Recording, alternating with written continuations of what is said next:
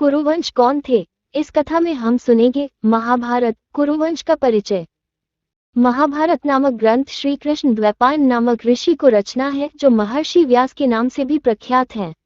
माता सत्यवती तथा महामुनि पराशर का ये सुपुत्र अपने समय के ऋषियों में एक हीरे की भांति जगमगाता था। चारों वेदों का अध्ययन, संकलन तथा संपादन कर लेने के पश्चात व्यास जी के मन में एक महाकाव्य की रचना करने का विचार आया और यही महाकाव्य कालांतर में महाभारत के नाम से प्रसिद्ध हुआ। इस महाकाव्य की रूपरेखा मस्तिष्क में बना लेने के पश्चात इसे लिखित रूप देने की इच्छा उनके मन में जागृत हुई, ताकि आने वाली पीढ़ियां इससे लाभान्वित हो सके। अतः महर्षि व्यास ने जगतमृष्टा ब्रह्मा जी की उपासना की तथा उन्हें अपने सामने प्रकट हुआ देखकर अपनी इच्छा व्यक्त करते हुए कहा, भगवान, मैंने एक महान महाकाव्य की कल्पना कर ली है तथा मैं जनसाधारण के लाभ हेतु इसे लिखित रूप प्रदान करना चाहता हूँ, परंतु मुझे कोई ऐसा मानव दिखाई नहीं देता जो मुझसे सुनने के साथ साथ इसे लिपिबद्ध कर सके। कृपया इस प्रयास में मेरा मार्गदर्शन कीजिए। व्यास जी के शब्द सुनकर ब्रह्मा जी अत्यंत प्रसन्न होकर बोले, हे पराशर नंदन, मैं भली भांति जानता हूँ कि आपकी इच्छा को पूर्ण करने वाला मानव धरती पर विद्यमान नहीं है। अतः आप गणपति की उपासना करके उनसे प्रार्थना करें कि वो आपको ये कार्य संपन्न करने में सहायता दे। ऐसा कहकर ब्रह्मा जी अंतर्धान होकर ब्रह्मलोक को प्रस्थान कर गए।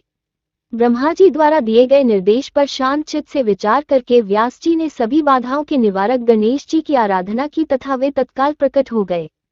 उन्हें सादर प्रणाम करके व्यास जी ने कहा, हे पार्वती नंदन, कृपया मेरे महाकाव्य के लिपिक बन जाइए न। व्यास जी के शब्द सुनकर सभी भव बाधाओं को हर लेने वाले गणेश जी बोले, मैं आपकी प्रार्थना स्वीकार करने के लिए तैयार हूँ, परंतु शर्त यह है कि मेरी लेखनी क्षण भर के लिए भी रोकी न जाए।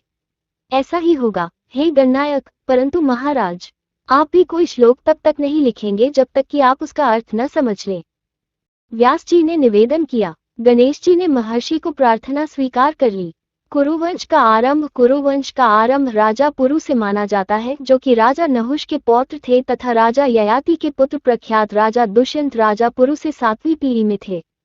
उनके उत्तराधिकारी थे महान राजा भरत, जिनके नाम पर इस वंश का नाम भरतवंश पड़ा था और हमारे देश को भी भारतवर्ष का नाम दिया गया था। महान राजा भरत के विषय में विस्तृत जानकारी प्राप्त कर लेना असंगत नहीं होगा।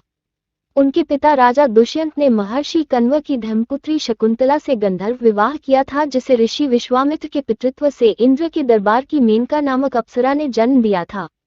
विश्वामित्र वास्तव में एक क्षत्रिय शासक थे, जो इंद्र के स्थान पर स्वर्ग का शासन प्राप्त करने की इच्छा से कठोर तपस्या कर रहे थे। अतः इंद्र ने मेनका नामक अप्सरा को अपने सौंदर्य के जादू से ऋषि का तप भंग करने हेतु धरती पर भेजा था।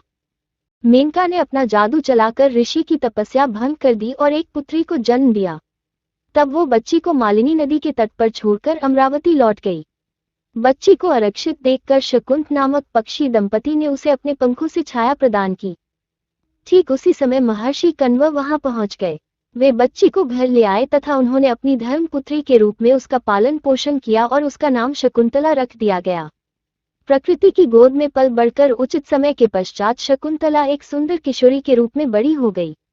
एक दिन राजा दुष्यंत शिकार खेलते हुए महर्षि कण्व के आश्रम के पास आ निकले। शकुंतला का रूप तथा यौवन देखते ही वे उस पर मोहित हो गए। कुछ बातचीत के पश्चात वे दोनों गंधर्व विवाह में बंध गए। तदनंतर राजा दुष्यंत शकुंतला को शीघ्र ही राजमहल में ले जाने का वचन देकर अपनी राजधानी लौट गए। अचानक दुर्वासा मुनि महर्षि कण्व की कुटिया पर आ निकले। शकुंतला उस समय अपने पति के विचारों में लीन थी, अतः वो दुर्वासा मुनि का उचित सत्कार न कर पाई। क्रुद्ध होकर मुनि ने उसे शाप दिया, जैसे तूने मेरी अवहेलना की है, उसी प्रकार तेरा पति तेरी अवहेलना करेगा। शाप के कारण दुष्यंत कुछ वर्षों के लिए शकुंतला को भूल गए। शकुंतला ने एक पुत्र को ने जन्म दिया, जिसका नाम भरत रखा गया। अल्पायु से ही भरत भयावह पशुओं, सिंहों, बाघों, चीतों, हाथियों से खेलने लगा। कभी वो उनके मुख खुलवाकर उनके दांत गिनता तो कभी रस्सी द्वारा उन्हें पेड़ों से भी बांध देता। ये देखकर शकुंतला गर्व का अनुभव करती थी। उसे विश्वास था कि बड़ा होकर भरत एक महान शासक बनेगा। जब दुर्वासा मुनि के शाप का प्रभाव समाप्त हो गया तो राजा दुष्यंत शकुंतला तथा भरत को राजमहल में ले आए। उचित समय के पश्चात भरत अपने पिता की गद्दी पर बैठे तथा एक चक्रवर्ती सम्राट के रूप में उभरकर सामने आए। कुरुवंश के सभी राजाओं में महाराज भरत हर दृष्टि से अतुल थे। वीरता, धीरता, सत्यप्रियता तथा न्यायप्रियता में वे सबसे बढ़ चढ़कर थे। यही नहीं, उन्हें एक और बात का भी श्रेय दिया जाता है।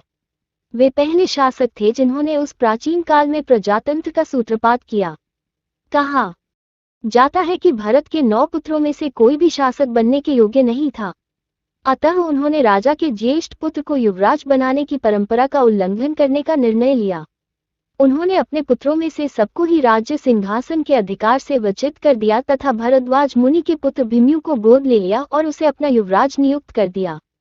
महान सम्राट भरत से 8वीं पीढ़ी में राजा कुरु हुए, जिनके नाम पर भरतवंश का नाम बदलकर कुरुवंश हो गया।